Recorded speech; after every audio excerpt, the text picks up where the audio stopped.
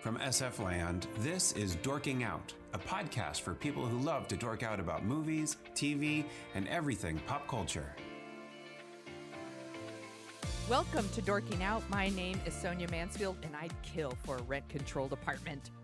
Joining me is my podcasting sister from another mister and the co-host of Dorking Out, Margo D. Hello, my friend. Hello, my friend. I'm just trying out a new pink hairdo and cat eye glasses. Not that I'm trying to copy you or anything. You must be shitting me. We are dorking out about 1992's Single White Female. It stars Bridget Fonda, Jennifer Jason Leigh, and Steven Weber, the guy from Wings. It's the guy from Wings. Every time I see him, I'm like, it's the dude from Wings. It's actually based on a book called SWF Seek Same by John Lutz, and it's directed by Barbette Schroeder, who also did some other top-notch thrillers like Kiss of Death and Murder by Numbers with Sandra Bullock and Ryan Gosling, and I kind of remember liking that one, but I haven't seen it. They got together on that one. I think in real life, they were a couple after that. Yeah, it's Barbette Schroeder. Oh, thank you. See, I'm so shitty with names. That's why Margo's here. She's so good. Oh, he also did Reversal of Fortune, which is an actual, like, legit good movie. You almost like Alan Dershowitz when you watch it. Almost. That's how good it is. Ron Silver is such a great actor. You almost like Alan Dershowitz because of that movie. God. See, I actually don't think I could watch that movie now because the whole time I'd be like, asshole. You know what, though? We should watch it. Yeah, we should, actually. Let's put it on the list. Let's put it on the list. Okay. All right. So in case you guys haven't seen Single White Female, you should stop immediately. Go watch Single White Female. It's pretty famous. I think a lot of people have seen Single White Female. Basically, Bridget Fonda is engaged to Steven Weber, and he's a shitty cheater. So she kicks him out, and she gets a roommate for her sweet rent-controlled apartment. Oh, my God. It is ginormous. It's a huge rent-controlled apartment, and she gets Jennifer Jason Leigh, who kind of slowly starts, like, worming her way into her life and starts, like, she wants to be her twin, basically. So she, like, starts dressing like her and getting, like, the same haircut and all these things. It's pretty famous, I think. Mainly for that amazing, like, red mushroom haircut that only Bridget Fonda and Jennifer Jason Leigh look beautiful in. The rest of us would look like, why is your pixie cut's kind of fucked up? What's wrong with your pixie cut? You need an insanely gorgeous face to cut, to carry that. Yeah. Yeah, and both of them are. Yes, that's what I'm saying. And Bridget Fonda is so beautiful in this movie. She's stupid beautiful. It's ridiculous. She absolutely is. She's married to Danny Elfman now. Is she? I didn't know that. Yeah, they've been married for like over 15 years. Yeah. She's out of the business. That makes me sad because I really like Bridget Fonda. So do I. I always like her, and I think this was the same year Singles came out, and she's everybody drink adorable in Singles, and I always really liked her when she showed up in things. She did that movie with Nicolas Cage. Cop Lee's Waitress. Yeah, It Could Happen to You, where he It Could Happen to You. Yeah, she's so cute. Oh God, La Femme Nikita. She did the American version. She was good in that. Yeah, she's the fucking shit. I love Bridget Fonda. I'm sad she's not in the business, but good for her too. I get it. Yeah, yeah, totally. And of course, Jennifer Jason Leigh is awesome in everything. I mean, yes, yeah, she just is. Oh, and I forgot to mention also Steven Tobolowsky. Jesus. Really, I should start looking up names, but it's really more fun for Margo to correct me. He's in here as like one of Bridget Fonda's creepy clients, and it's kind of always a pleasure when you see him because he's either playing a creep or a horrible doofus. Nerd. Yeah, exactly. Yeah. To me, he's always Ned Meyerson from... Of course. Bing! Wants to sell us insurance. Did you see this movie in the theater? I absolutely did see this movie in the theater at this time. in the 90s, I went to the movies all the time. Mhm. I would say at least once a month, if not more than that. And this would definitely be one of the ones I would want. There were a lot of erotic thrillers that Yes. came out between like 87 and 95, I'd say. Like there Yeah. are all these like adult kind of pictures where, I mean, it's like with love scenes and all this, artsy shit. And this would have been, and I was always thinking about moving back to New York. So that apartment totally would have attracted me to go Mhm. to the movie. Yeah. And I love Bridget Fonda. Who doesn't? Yeah. There's, I think, starting with like Fatal Attraction in 87, which we've done an episode on. You could go back and Hmm. listen.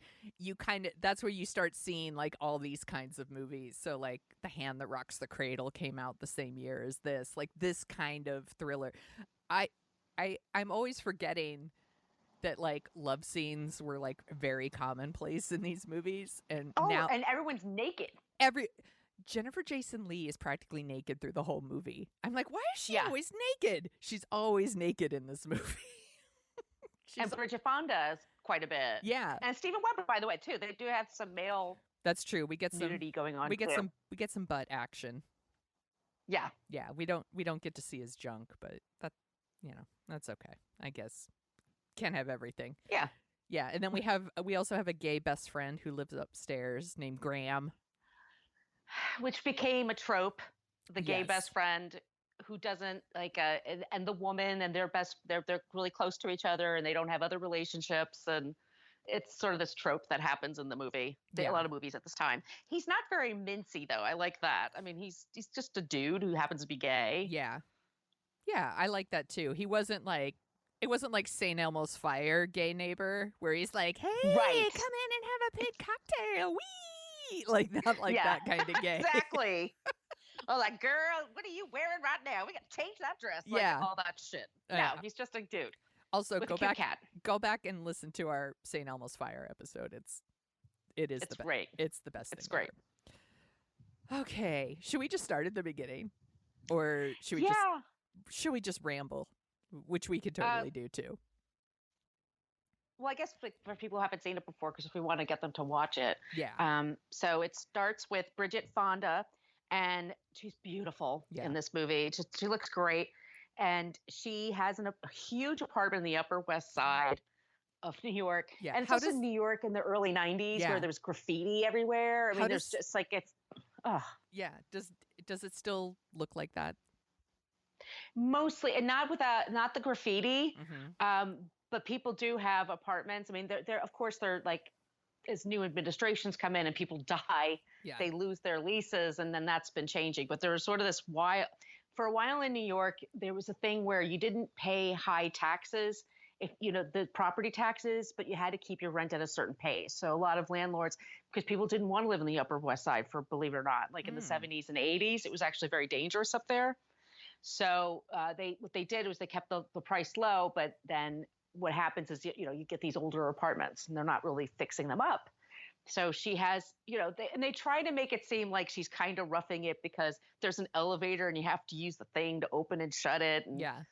and it's kind of creepy in the basement, but still, like, you go into her apartment, it's like you could get lost in there. Yeah, Like you need somebody to take you around and show you everything. Yeah, it's an awesome apartment. Let me ask you something about that apartment building, because I always find this interesting. So there's no 13th floor.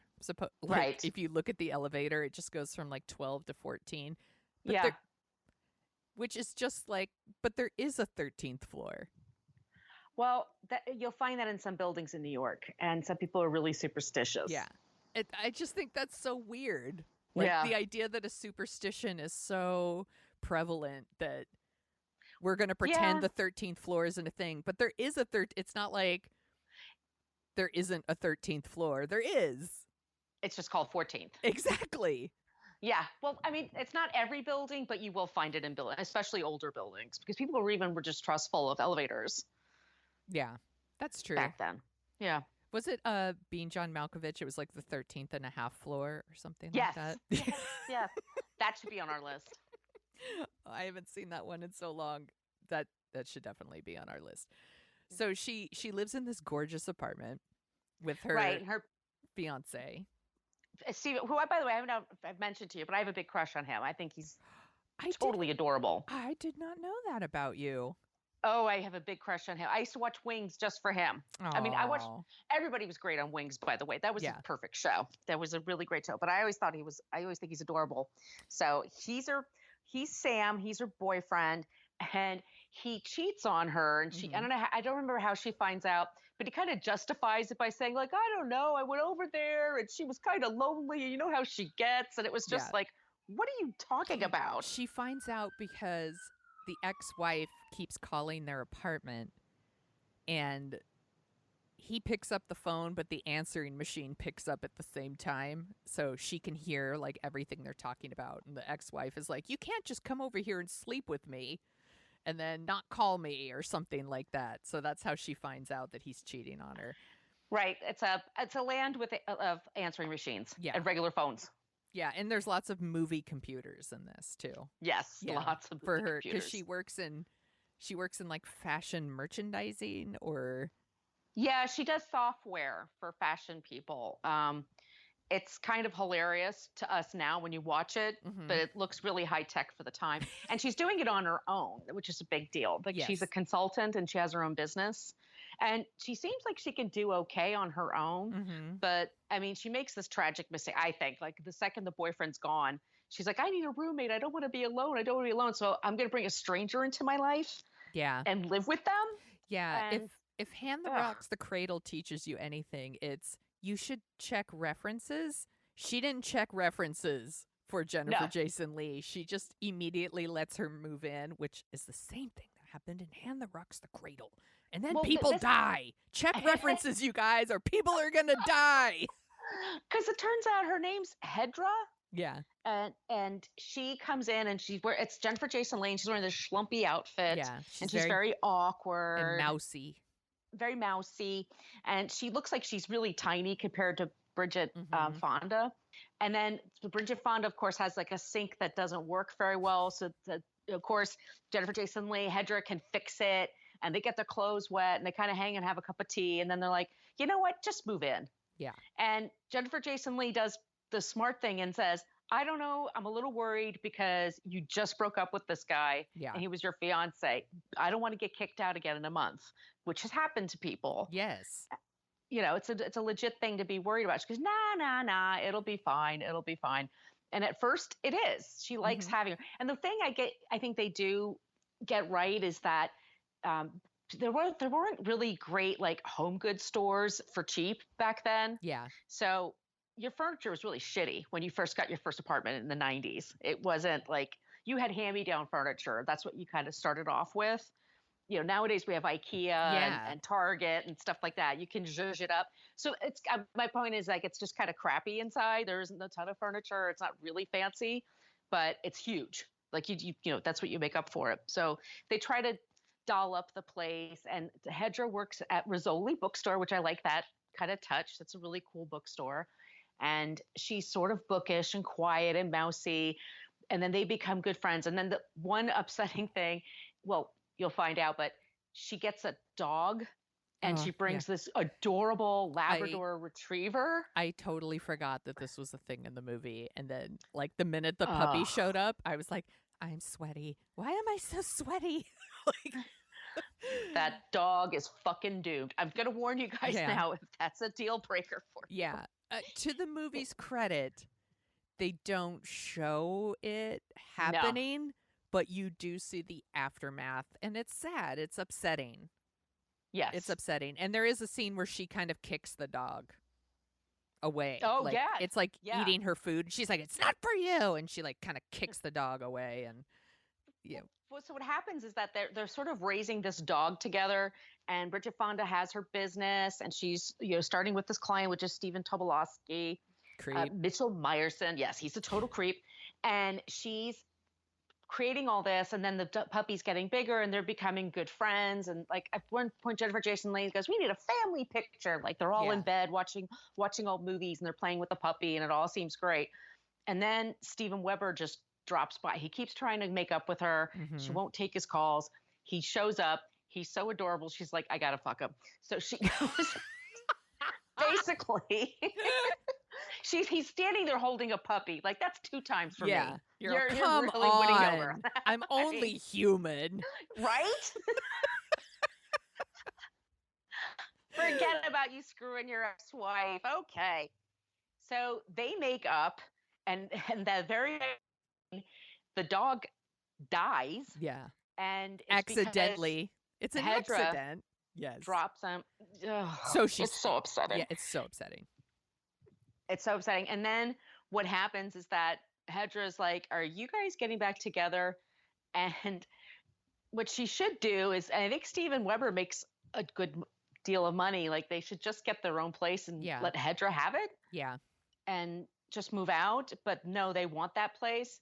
So Hedra's, so I'm sorry. So Allison, that's who Bridget Fonda is playing. Yeah. Allie, she says, "Look, we are getting back together, but we'll give you some time to move out, Yeah. And Jason Leigh is like, "Oh, okay."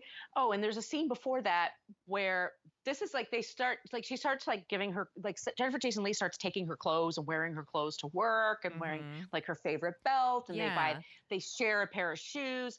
And then one day they're going downtown, and this will also bring back memories like Soho back then, but they go to this place and they get their hair done, and Jason Leigh cuts her long dark hair off and has that orange mushroom on the top of her head. It looks great on her too, though. It does, because she's adorable. Yeah. She's beautiful. She looks great. I mean, but it's still like Bridget Fonda just goes, "Kidding me?" Yeah. And because it is weird. And then Bridget Fonda follows her one night. So Jason Leigh, and this is like white privilege. Jason Leigh gets a cab right away. Yes. And Bridget Fonda, boom, gets a cab. Yeah. In New York. Movies. And they follow her. Movie time. And then they're going downtown, and it's like the meatpacking district, which is all fancy now. But back then there were a bunch of sex clubs. It could be fancy sex clubs now, for all I know. I don't go out. Yeah, you go in and you like order a cocktail and you have to drink it with like your pinky up, and you're like, "You can whip me after I finish this drink." It's very fancy. It's super fancy. So Jason Leigh is going to like this leather club. It's a swingers club, Once or again, a sex club, or whatever. Totally forgot this was a thing in the movie too. This movie played at my theater. I saw it quite a few times, and I forgot about the sex club. I was like, oh, we're doing that in this movie. Okay, I forgot that was a thing. So we find out that Hedra is interested in sex. She's just interested in kinky stuff. Also, Hedra says that she had a twin sister, and the twin sister died. Was stillborn. Yeah. Stillborn. And Allie, because she didn't do any research on this person, just goes, "Okay." What happens is that so Allie and her boyfriend Sam are getting back together. She tells Hedra. Hedra's like, "Okay, I'm gonna leave now. I don't want to wait. I'm just gonna go now." And what happens is Bridget Fonda goes upstairs to her gay neighbor, and the whole thing about them is that there's this air vent in the apartment, and he can hear everything that's going on there. I don't know why he never told her before he can hear her stooping her boyfriend. Yeah, awkward. Awkward. But so Hedra can overhear them talking, and she's saying to him like, "Oh, my roommate's nuts. Like, she's going to leave, and I don't know how this all happened, blah, blah, blah." Jason Leigh goes upstairs to his room and whacks him. Yeah. And then she goes back downstairs. She gets off. She goes over to Sam's hotel, dressed up like Allison, like has the hair now, but she wears her outfit. Yes. Sneaks into the bedroom, gives a blowjob to Sam, who finally wakes up and goes, "Oh my God, you're the other girl." Yeah. But I didn't expect this. By the way, he figures it out, but he still lets her finish. Yeah. It's just so He's like, stupid. "Wait a second, you're not. We'll just finish, and then we're gonna talk after." It's just like, and the whole thing. There's a scene where they decide they're going to share a pair of very sexy pumps. Yes. Allie and Hedra. And she takes the heel of the pump and she whacks him in the eye with it, which is an awesome way to kill somebody. Yeah, I'm like, the whole movie's worth it to see death by stiletto. It actually is, I think. Yeah. And this movie's too long, though, I've got to say. There's No a lot shit. that could Yeah, cut by out of the this end, thing. I was like, okay, this could have been like 20 minutes earlier. Like, Absolutely. let's go. It's got way. There's some, I would say this also, there's some Barbara Schroeder is an artist, and some of the shots are beautiful. Yes. And they're gorgeous, but it story-wise, it could be tightened up incredibly. Yeah. So Allison wakes up, she's watching the news, dead man in a hotel room 1301. You know, that's where it happens. Her boyfriend is staying. Yeah. She called. The idea that Something crazy happened. that she would find out from the morning news that The exact room. that first of all, they would say the exact room, which isn't a thing, by the way. The news would not do that. No. Also, she is now the main suspect in this murder. The doorman thinks it was her that was there. So it's like, I think the police would have actually notified her. But that's, fine. You got to let some shit slide. Yeah, you do. And Jennifer Jason Leigh, does she knock her out? She ties her up, Allie, in a chair and like puts tape over her mouth and has her get plane tickets that you get off the internet. Mm-hmm. Yeah. And she leaves. Well, first she leaves her in front of the TV and says, "Here's some channels you can watch movies or whatever. I'll be back in a minute." Bad choice, Jennifer Jason Leigh. Like she's not going to turn the volume up way up, or turn it way down and start like making a shit ton of noise. Screaming. Yeah. Yeah. I don't know what the goal was there, but sure. But yeah. And then the handyman like comes into the room and she's taped up even more. And then Bridget Fonda at one point, Jennifer Jason Leigh is like strangling her. Yeah. And Bridget Fonda just plays dead. And she allows herself to be, by the way, we spoil. I don't know if you guys heard this. She drags her by the feet and takes her down into the basement, the creepy fucking basement. Mm-hmm. And Bridget Fonda just allows her head to be banged around everywhere she goes. She's playing possum. She's dead, right? And then she springs to action and then like starts walking around. And then Allie is like, Hedgerow is like, "Wait, what are you doing? What's going on?" And wait, how does she die? Allison literally stabs her in the back, just like she did by kicking her out of the apartment. Stabs her in the back. She stabs her a couple of times. Yeah, it's pretty gruesome, actually, I think. It's very gruesome. Yeah, go ahead. So, well, I was just going to say that the movie ends. I mean, it's just basically that's how it ends. And then it has this voiceover and Allie's going, "I cried for a week after Sam died. But Graham says I should get over it by now. So, that's what I'm going to start to do." I'm like, a week? Yeah. All right. Enough with your grief works. Enough with your mourning. It's time to move. Your belly aching. Jennifer Jason Leigh, actually, her character Hetty gets a few things right, which is Bridget Fonda's character Allison is afraid to be alone. She does lean on the men in her life very much. Mm-hmm. Like she does let like Graham and Sam tell her what to do very easily. For quite a bit of the movie, I felt bad for Hetty. Like, yeah, well, she's sick. She's a very sick person. Yeah, and people will say like this movie's problematic. She has like a borderline personality disorder and blah blah blah. And it's like, yes, but also she kills people. So come on. It's fine. Like it's a thriller. This happens to be a thing that's in the movie. I understand, but not all people with borderline personality disorders go around killing people. I assume. Right. But she does get those things right. And I do feel bad for her because she is moving into a situation where Bridget Fonda leans on her. And she does help her with her situations. And then well, yeah, I forgot to mention. There's like a whole thing where like the creepy client, Ned Meyerson. Ned Meyerson tries to sexually assault her. Yeah, tries to sexually assault her. And he's a huge creep too. Like when she's interviewing for the position, he totally lowballs her on her salary. And he has all this stuff about her. He's like, well, I know that you live in a rent controlled place, so you know your overhead is low or whatever. And I'm like, how does he know she has a rent controlled place? And fuck you, it doesn't matter what her rent Right. is. You pay her what she's worth.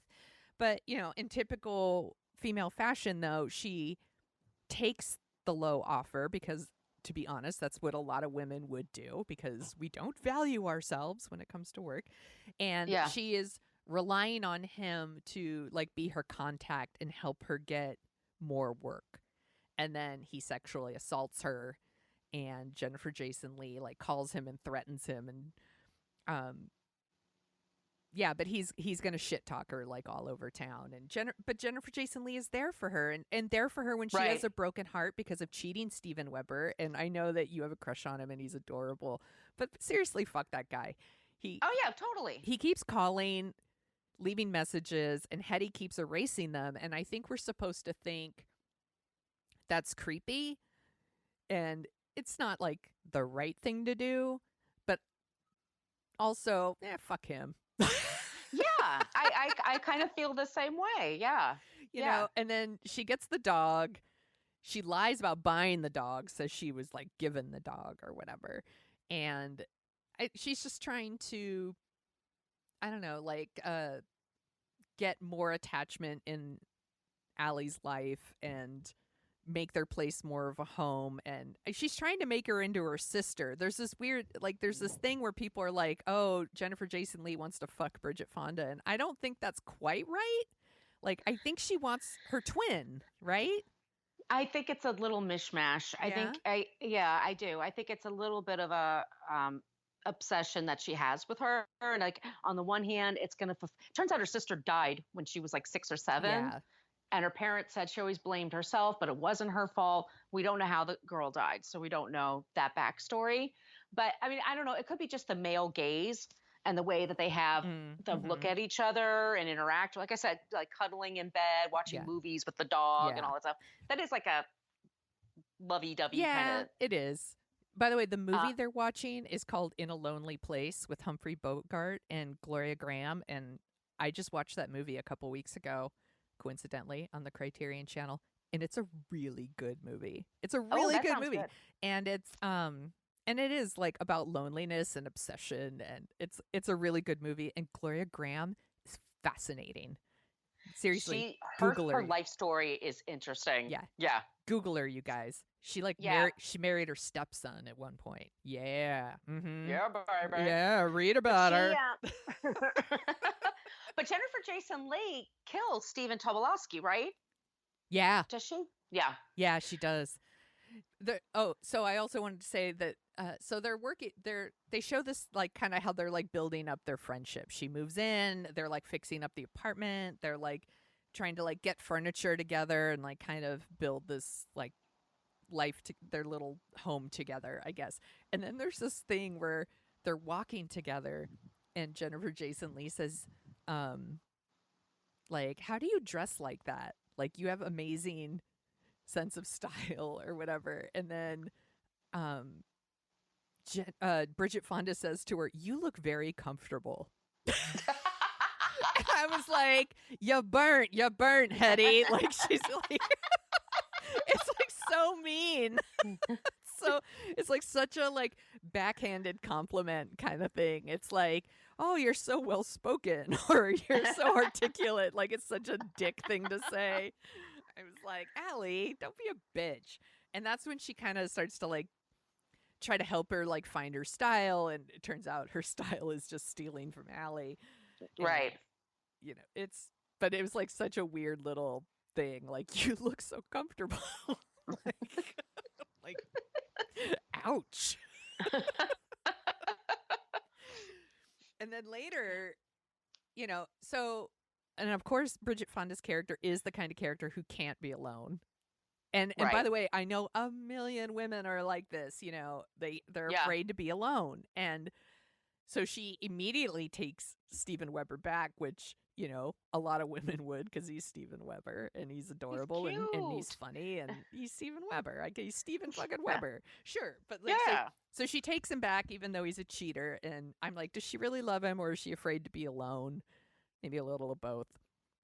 Yeah. And Jennifer Jason Leigh's character gives her this speech like, you have a great personality and you have like great style and you run your own business and you will always find someone. And I was like, crazy girl's right. You should listen to Crazy right. Girl. Like she's not stupid. Like she's crazy. No. But she's not stupid. Yeah, no, she's got problems and she needs help. Yeah. But it's been fixed for her permanently.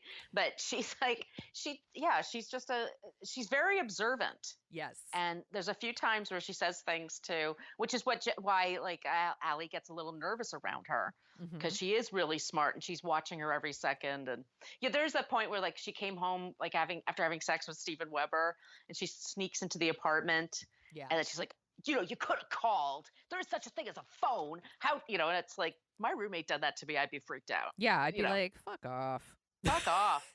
By the way, you owe me for PG&E. Fuck off. You're not my mom. Right. You're not my boss. You're not the boss of me. I've never had a roommate like that. Have you had bad roommate experiences? I've only had good ones, like knock on wood. I've only had good experiences. I've always liked my roommates. Yeah, I've had in college, a lot of my roommates were men. I had male roommates, like Smith, former co-host of the show, was my roommate.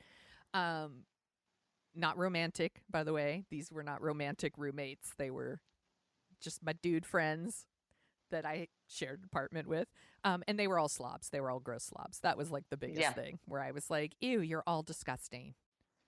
My apartment smells like boy all the time. You're all gross. Do your dishes. I'm not your fucking mom. Right. I never lived with boys. I've always just had female roommates. So it's funny because it's single white female. Yeah. Yeah. Okay. Good point. Why did I not? Oh my God. Why didn't I didn't pick up on that at all until you said it. Jesus Christ. I'm like the definition of white privilege here. How did I not pick up? Yeah, single white female, Sikh same. What the fuck? Oh my God. So, now I hate this movie. I'm like, oh my gosh. Yeah. Holy shit. Like, please, Black people, this apartment's not for you. Sorry, Asians. Sorry, Asians. You can't live here. Yeah, I only want another single white female to live here. There was when they do the whole thing, there's a Black woman who looks like an exotic dancer or something, and we're supposed to be, ooh, not her. Then there's a neurotic woman who says, I probably, was I had incest in my childhood. That's what my therapist all tell me. Oh, I hate kitchens. It's like that whole trope. They do the review of, and then they have one girl who's Renee Estevez. She's a Sheen daughter. She says, hi, I'm really sweet and normal. Yeah. And you forget about her the second she turns her back. Yeah. So, of course, she doesn't get the apartment. She probably would have been a great roommate. But then she also would have been like the kind of person that gets stepped on. Like Allie kicks her out. And she'd be like, okay. Yeah. Well, what are you going to do? Womp. You'd forget that she was even living there, actually. Like Steven Weber would just move back in and be like, oh, shit, she still lives here. Like, she's that kind of person. There's also like the totally obvious lesbian woman who comes to interview for the apartment that's like, can we knock down these walls and blah, blah. It's like oh, that's right. It's like the same thing in like Baby Boom. They just do that montage of different kinds of women. Yeah. And that would be her nightmare. And nobody professional, nobody just normal, except the one person, and that's the one she ignored. Yes. Because Hetty knew how to fix the plumbing, so there you go. Oh my God, you just totally blew my mind with I'm so the title of the movie is so like ingrained in my head that it didn't even occur to me like it's right in the title. Like, I'm like, this movie's fucked up from the start. The times were fucked up. Like that, just people were. That's how it was when I first moved to New York. Excuse me. You got the Village Voice every Thursday, and it had all the apartments, and people just listed themselves like that. I'm white. I'm female. I'm. You see, you're gay or you're straight or blah blah blah. What you're looking for, and it didn't occur. Like, it's a way of also making it clear. Like, I'm looking for somebody like me. Yeah. Well, there you go. That's what you get. When you look for someone like you get someone who's fucking batshit insane, who gets her hair cut like you and gives your man Steals your blowjobs clothes. and pushes puppies out windows. So Oh, the point is, check references and don't be racist. Don't be racist. Yeah. Come on, you guys. yeah. So there's also like so much nudity in this movie. Jennifer Yes. Jason Leigh spends like half the movie naked. Maybe some people, I'm not like a naked person. I don't walk around naked, but like No. she is always walking around naked in this movie. She's always in the shower in this movie. Or like just no bra on, just like a little, Yeah. like night shirt or a sleep shirt or something like that. Like she's always, they have her in the shower a couple of times for no reason. Mm-hmm. Like we have to see that. Bridget Fonda is like half naked, if not completely naked in a couple of scenes. We see Steven Weber's butt a couple of times. Yeah. Which, So, no complaints. Yeah. Which I'm not complaining there, but it's still, well, it's, and that's where I'm like, oh, 90s. Yeah. You needed your TNA. There's also, so after Hetty like smashes Graham's head in, and it turns out he's not dead, you guys, so it's gonna be okay. By the way, Yes. we see him later and he's like knocked out cold and he's in the tub and the cat is sleeping on him, and I actually laughed out loud and I was like, that's so fucking cat. Like a cat Yes. totally would be like, this is awesome. He's been sitting here still for 2 days and I can just lay on him. It's amazing. It's like, cat is, If it fits, I sit. yeah, the cat is stoked. So I like him better this way. And then later the cat eats his face. No, that doesn't happen. So she beats the shit out of Graham and she gets like blood all over her clothes. And then she comes downstairs and she's like, I need to take a shower or whatever. And Bridget Fonda's not paying attention, doesn't notice she's got blood on her. She takes her shower, like puts her clothes in the sink. Do you remember this? And so just soak it. to soak it to get blood. and so there's blood everywhere in the sink. It's like a red sink now. And then, Bridget Fonda's like, looks at it like, that's odd or whatever. And Jennifer Jason Leigh's all, my time always comes when I'm wearing something nice. And I was like, that's a shit ton of blood. if that's from your time of the month, you should see a doctor. Like, what the fuck? Oh my God, that's so true. It does, Oh my God. I'm all, Bridget Fonda, don't you know how the human body works? That's a lot of blood. That should be a huge red flag. It's already a huge red flag for Well, her. we should say men wrote this thing, men directed this thing, men produced this thing. We have two very strong actresses, but it's men behind all this. Yes. So the other, when she follows Hetty to the bondage club, which once again I totally forgot was a thing in this movie, and was a thing that happened in movies throughout. Like it's like Basic Instinct and what, maybe Sliver had that. I don't remember. It was like a thing. We should do Basic Instinct. We absolutely should. Yes. There were we did Disclosure. So just so you guys know, we did Disclosure already, but there were a whole bunch of these thrillers in the like 80s and 90s where like women just wanted to fuck Michael Douglas. Like it was the thing. It's like a whole series of movies. I'm not one of those women. He's not my jam, but I bet he was my mom's jam.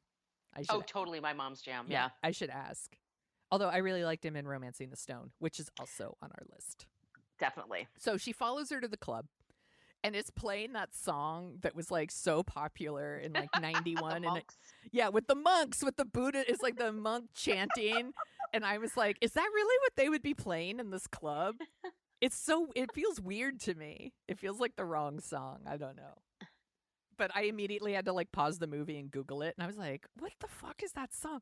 And it's like Sadness Part 1 by Enigma. And that was a thing for a while too. Like that monk chant bullshit. It was like, okay, that's a thing. That and Enya. Yes. Yes. Oh my God. That's who immediately popped into my head. I was like, is this Enya or whatever? No, it was Enigma. Come on, Sonia, get it right. So there was, I don't think it's open anymore. There was a club like this in San Francisco. I'm sure there still are, by the way, like this in San Francisco. But the one in San Francisco was called the Power Exchange. And I've never been there. But I went to a bachelorette party that was ending at the Power Exchange. And like, I was like, bye. Yeah. Like, that's right. I was like, by the way, thank you. I could do a whole other podcast episode about shit that happened at that bachelorette party. but that it was like on a party bus too and all this stuff. And it ended where they dropped us off there. And that's where I was like, bye-bye. Like gave them the salute. Like I'm tipping on out the door. I didn't even go in. I was like, ran to the BART station. Like, get the fuck out of here. By the way, if the power exchange is your jam, no judgment. It's just not for me. I'm like too germaphobe for a place like that. I'm too prudish, I'll admit it. But one of my friends went in because she's like, oh, I just want to see. And she's all, it's crazy. There's like a room with like a pool table and like soda machines. But then there's all this like weird shit going on around. Oh, wow. I was like, did you get a soda? Did you get like a Pepsi and like a bag of chips? And you're just walking around like eating your barbecue chips and drinking your Pepsi and watch some sex. Why not? So weird.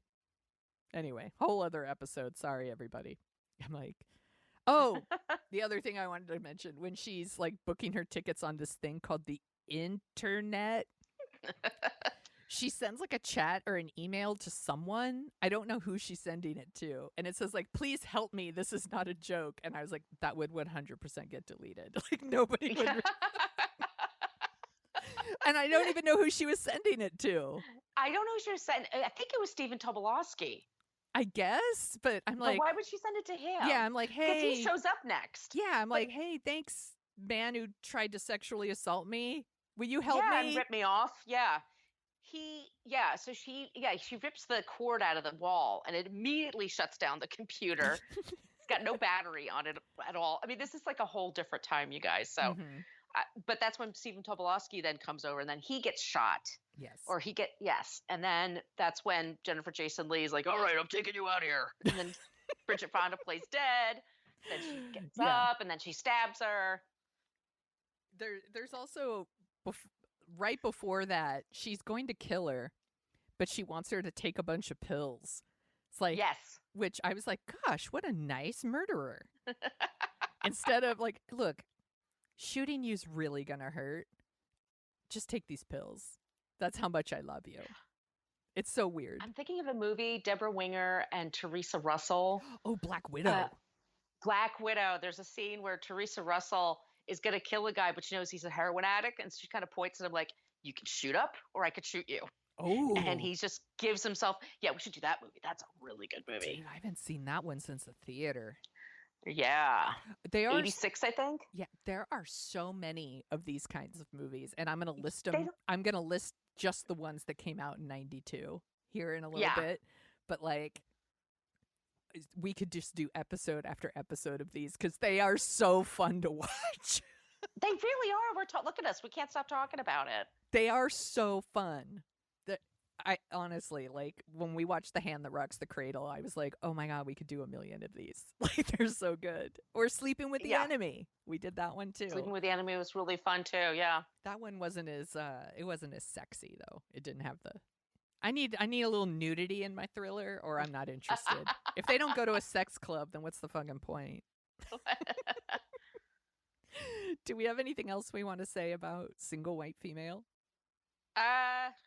It's a New York that isn't there anymore. It was fun to see. Like I said, like the graffiti on the walls and all that stuff. I want that apartment still, even if it's old and decrepit. And the performances are great. It's very much men writing for women. Yes. That's what we're seeing. Yeah. And it's like 15, 20 minutes too long. Like if it just needs to be easily just a little tighter. Just a little tighter, and it would be like so watchable. But now that it's finally clicked in my head how fucked up the title is, I don't know if I'll go back to it. I think I'm done. I'll tell you that. I think this is one of the ones I'm done with it. I'm good. I'm good now. Yeah, I'd go back to Hand That Rocks the Cradle in like a second. Yes. But this one. And Disclosure, of course. You know how much I love that movie. Oh my gosh. Of course, Disclosure. That one's very watchable. Yeah. So do you want to hear some of the other thrillers that came out in 92? Yep. Okay. I found some good ones. Final Analysis. Is that Richard Gere? Yes. Good memory. Yep. All of these are ridiculous, by the way. Basic Instinct. Yep. We have to do that. We have. Yeah. Poison Ivy. Drew Barrymore. Yes, and she has I, sex with I Tom went to the movies all Skerritt. the time. Yes. It's Iggy. That's Iggy. Unlawful Entry. That had Who's in that? Ray Liotta and Madeline Stowe. Yes, yes, yes, yes, yes, yes. I'm like, that played at my theater. Yeah. This one, I'm wondering if you've seen this. This one played at my theater, so I saw it quite a few times. Whispers in the Dark. Is that Madonna? It is. Oh, that's Body of Evidence. Oh, Whispers in the Dark was Annabella Sciorra. Sciorra. Thank you. But it has Alan Alda in it. And is it a thriller? Yeah. I'm like, I've seen all of Alan Alda. I think you need to watch it because this movie, when I saw it and Alan Alda was in it, I was like, holy shit, it's Hawkeye Pierce. And like, he's not playing an Alan Alda character. I'll just say. Oh, interesting. Yeah. So put it on your list. Okay. Consenting Adults. Oh my God, that movie's messed up. Movie's bullshit. They don't know what consent means, basically. Not consenting adults. They hated women at this time. Let's just be clear. Yeah. Jennifer 8. Uma Thurman? Yes. Okay. God, super memory. I watched movies all the time at this time. The Crying Game. Super Yeah. famous. That was a famous movie. I was I don't know if it would hold up or not. I'm not sure. Yeah, I wonder that too. It was a big deal. That movie had one of those big. No, it's gonna come out wrong. It had a really big reveal. Oh well, yeah. I didn't mean it like that, but maybe I meant it like that. So The Hand That Rocks the Cradle, which we already mentioned, and Raising Cain. That's God damn it, John. Yes. Let's go. Yes. Let's go. It's a Brian De Palma movie. Yeah, he plays like multiple personalities or something. Mm-hmm. And then everyone knows this one. It's an erotic thriller called Stop or My Mom Will Shoot. That I did not see in the theater. Did not see that one either. I did not see that, but it's like famous for being really terrible. Yeah. There was another movie. This is not a thriller, but I was like, I feel like maybe we should talk about it sometime because we've done a couple 92 movies on the show. So, and I always pull up like top 10 movies or just other movies from 92. And one of them is called Straight Talk. And it's with Dolly Parton as like and James Woods. And James Woods is like her romantic part. What the fuck is that? She has an advice call-in show. Yeah. I don't even understand how that movie can exist. And what universe would Dolly Parton hook up with James Woods? In that universe, I guess. I don't know. Maybe I need to watch it and we need to talk about it because every time I see like the poster for it when I'm doing my searches, I'm like, fuck that movie. Dolly Parton would not hook up with James Woods. He is not good enough for her. He is not. Okay. So that's all of our 92 movies. Okay, so do you want to hear some music from 92? Yes, I do. So these were just some of the top songs. These are some of my favorites from that time. We have Crisscross Jump. Yeah, that song is still awesome. Fucking awesome. En Vogue, My Lovin', You're Never Gonna Get It. Such a good album. That was such a good album. En Vogue. En Vogue. Oh, they were so good. They're so good. Sir Mix-a-Lot, Baby Got Back. That song is dope. It's so dope. My mom requests that song at weddings, by the way. It's her thing. Does she really? Yeah, she loves that song. She'll dance. Like my whole family will dance. Like we all lose our mind. We're like, look at her butt. It is so big. We all lose our minds. We get out there and dance. My dad loved La Bamba, like the one from Los Lobos from the Richie Valens movie. That made my dad dance. My dad never danced. There's like a whole playlist to be made of songs that make your parents dance at weddings. And it's like Footloose, Old Time Rock and Roll, La Bamba, You Shook Me All Night Long. So The Cure, Friday I'm in Love. I love that song. I love The Cure and I love that song. Yeah.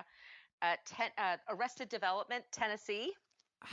They were such a good band. They had a great first album and then you never heard from them again. I really liked them a lot.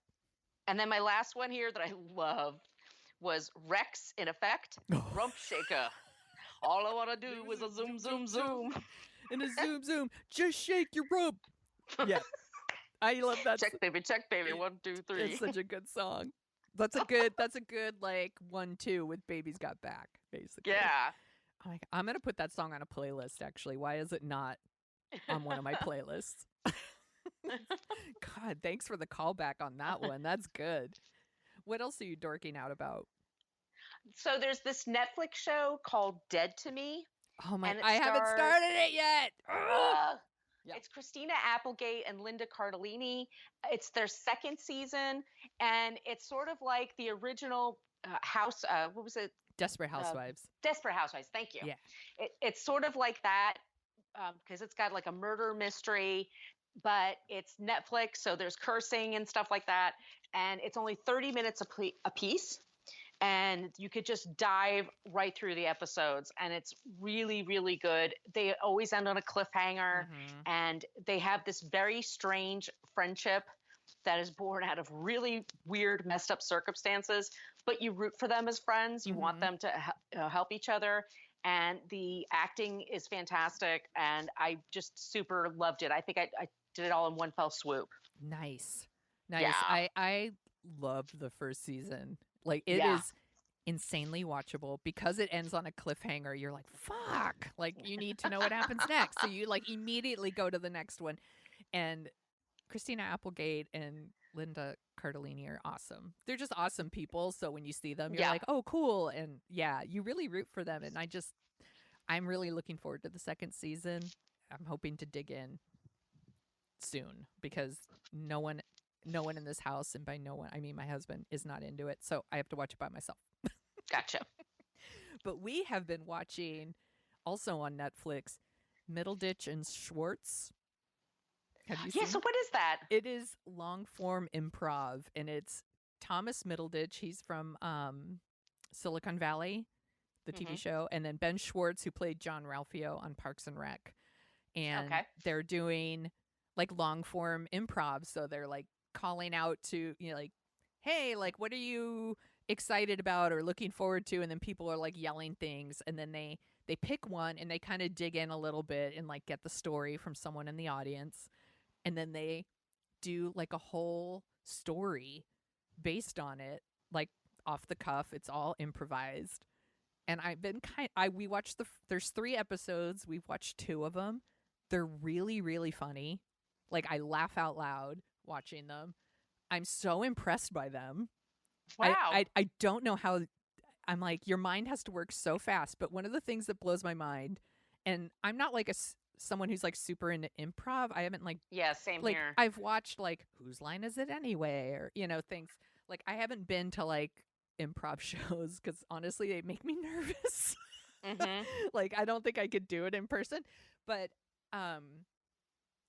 they create all these characters, and then they create this whole story, and they fucking tie it all up at the end, which I can't even. They don't drop characters, or like, you're like, hey, I wonder whatever happened to, this character. They really wrap it up. It's a story from beginning to end, and it gets weird, obviously, because they're making it up, but it is still a story from beginning to end. And they never forget anything, and I'm just blown away by it. And it's really, really funny. And I gotta check that out. Yeah, it's like 50 minutes. It's been a hit in this house. It's really, really funny. And we've been kind of quoting it around the house. But I'm not going to give anything away because it's really enjoyable. So that's Middleditch and Schwartz. Awesome. Yeah. I'm so glad we talked about single white female, super racist. I'm so glad we talked about single racist female. It was really enjoyable. It's just one of the things, like, it took me, like, I was watching, like, wow, that's kind of fucked up that people sort of identified that way, and just let it be known. Like, that's what I'm looking for. I'm such a basic white chick that it didn't click with me until you said it. Then I'm like, fuck, I can't get over it. Okay. Yeah. Where can people find you on the internet, Margo? You could find me at Brooklyn Fitchick on Twitter and Instagram mostly, and my blog is brooklynfitchick.com. And where can they find you? You can find me at thesoniashow.com and The Sonia Show on Twitter. and Instagram, and you can find both of us at What a Creep. That show is doing really well, you guys. It is finding its people, and we're having so much fun. Please listen. We talk about creeps every week. When this episode comes out, our latest episode is about talk show creeps, and we did kind of a little back and forth where we each talked about a couple of talk show creeps, and then we end every episode with people who are not creeps. Yep. So you don't think the whole world is a dumpster fire. You can find Dorking Out at dorkingout.com and Dorking Out Show on Twitter and sometimes Facebook. And if you are listening on Apple Podcasts and you want to give us a couple of stars, we'll be your best friend. That would be great. And if you want some stickers, you could email us at dorkingoutshow@gmail.com and we will drop you some stickers in the mail. They are really cute. And this was so fun. I am so glad we did this. Me too. It just, I don't know. I guess we just decided that Allie was kind of a racist asshole and deserved what she got. So, to be clear, always check references. Don't be racist. And fuck Steven Weber. I think yes, please. I think that's what we get from this.